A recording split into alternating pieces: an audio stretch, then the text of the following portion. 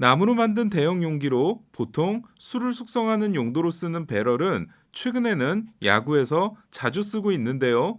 타구에 가장 큰 힘을 전달할 수 있는 방망이의 중심부가 스윗스팟이라면 가장 볼록한 부분에 맞았다는 의미의 배럴은 타자가 만들어낼 수 있는 최고의 타구를 의미합니다.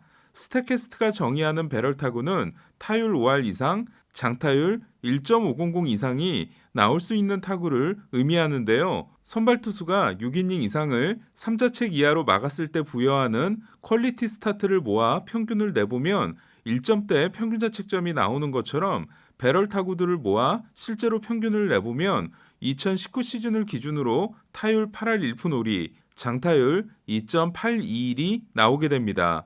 전에 슬러깅 퍼센테이지, 장타율은 실제로는 타수당 평균 루타라고 말씀드린 적이 있는데요. 배럴 타구의 평균 장타율인 2.821은 2.821 루타, 즉 평균적으로 3루타라는 의미입니다. 지난해 후안 소토는 장타율 0.695를 기록하고 메이저리그 1위에 올랐는데요. 이는 소토가 타수가 기록될 때마다 평균 0.695 루타를 뽑아냈다는 의미입니다. 베이브루스의 통산 장타율이 0.690이니까 지난해 0.695를 기록한 소토는 역대 1위인 루스의 통산 기록과 같은 장타율을 기록한 겁니다. 다시 배럴 이야기로 돌아와서 그러니까 배럴 타구는 타자에게는 거의 실패하지 않는 타구, 투수에게는 요행을 바랄 수 없는 타구인 겁니다.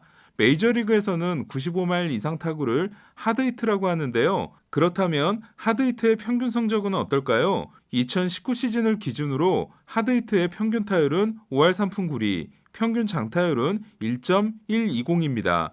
앞서 살펴본 배럴 타구의 평균 장타율, 평균 루타수는 2.821이니까 하드히트는 평균 1루타, 배럴은 평균 3루타로 그 차이가 상당히 크다고 할 수 있습니다. 그럼 그 차이는 어디서 생기는 걸까요?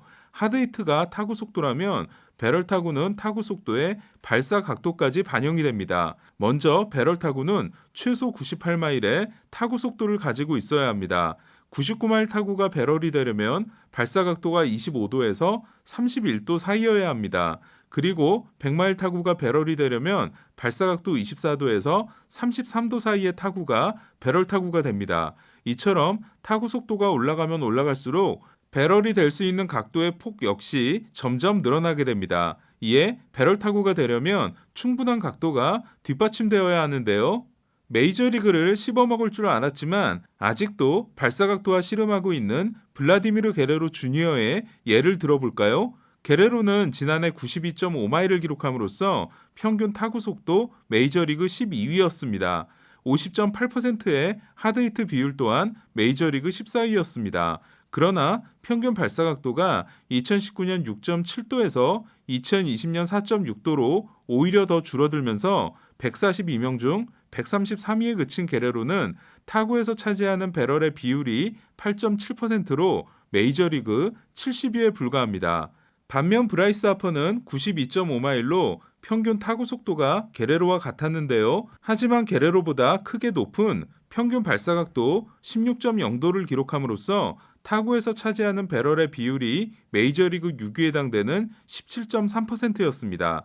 정말 재밌는 선수는 후안 소토인데요. 소토는 평균 타구 속도가 92.1마일로 게레로보다 0.4마일이 낮았습니다. 그리고 평균 발사각도 또한 4.3도로 게레로의 4.6도보다도 낮았는데요. 하지만 소토는 타구에서 차지하는 배럴의 비율이 무려 18.3%로 22.9%인 미겔 사노와 19.5%인 페르난도 타티스에 이은 메이저리그 3위였습니다. 평균 타구 속도와 평균 발사각도가 게레로와 사실상 같은 소토가 게레로보다 월등한 배럴 생산률을 보이는 이유는 소토의 경우 정말 절묘할 정도로 배럴의 영역에 들어갈 수 있는 타구 속도와 발사각도의 합이 만들어지고 있기 때문입니다. 정말 파면 팔수록 후한 소토는 괴물이라는 생각이 듭니다. 반대로 게레로는 타구 속도가 충분하면 각도가 나오지 않는다거나 각도가 충분하면 타구 속도가 부족한 엇박자의 모습이 나오고 있습니다. 지난해 메이저리그에서 배럴 생산률이 가장 뛰어났던 타자가 미겔 사노였다는 걸 이미 말씀드렸는데요. 하지만 타구 대비 배럴 비율이 아니라 타석 대비 배럴 비율로 따지면 1위는 12.5%의 페르난도 타티스, 2위는 12.1%의 코리 시거, 3위는 11.7%의 후안 소토입니다. 그리고 일로이 히메네스가 11.5%로 4위, 테오스카 에르난데스가 11.1%로 5위였습니다. 그렇다면 반대로 배럴 타구를 가장 내주지 않는 투수는 누구일까요? 2019년 류현진은 29경기에서 25개의 배럴 타구를 내줬습니다. 하지만 지난해에는 12경기에서 6개를 내줬는데요. 첫 경기에서 츠츠고 요시토모에게 홈런, 두 번째 경기였던 워싱턴전에서 4회 마이클 테일러에게 맞은 투런 홈런과 5회 아스드루발 카브레라에게 맞은 2루타가 배럴 타구였던 류현진은 이후 10경기에서 단 3개의 배럴을 허용하게 됩니다. 이에 타구에서 차지하는 배럴의 비율이 2019년 4.7%로 메이저리그 4위였던 류현진은 지난해는 3.2%를 기록함으로써 3.3%인 맥스 프리드를 제치고 메이저리그 1위를 하게 됩니다. 타석 대비 배럴 허용률 또한 2.2%로 맥스 프리드와 함께 공동 2위였는데요. 1위는 2.1%인 소니 그레이였습니다. 89.8마일의 포심 평균 구속이 201명 중 182위에 불과한 류현진은 배럴 타구를 왜 허용하지 않는 걸까요? 블라디미르 게레로 주니어와 반대인 투수가 있다고 생각하시면 됩니다. 즉 류현진은 강한 타구를 맞을 때는 충분한 발사 각도를 허용하지 않으며 타자가 자신의 공을 충분히 퍼올렸을 때는 배럴이 될 만큼의 타구 속도를 내주지 않고 있는 겁니다. 재밌는 건 기쿠치 유세이 또한 타구 대비 배럴 허용률이 3.9%로 메이저리그 8위였다는 건데요. 그러나 피안타율이 류현진 2할 3푼4리, 기쿠치 2할 3푼 8리, 피장타율이 류현진 0.352, 기쿠치 0.366으로 큰 차이가 나지 않는 둘은 피출루율이 류현진 2할 8푼 5리, 기쿠치 3할 1푼 4리로 차이를 보이고 있으며 특히 득점권 상황에서 류현진이 피안타율 2할, POPS 0.532, 기쿠치가 피안타율 3할 2푼 4리, POPS 0.885를 기록한 데서 평균자책점 2.69와 5.17의 차이가 나고 말았습니다.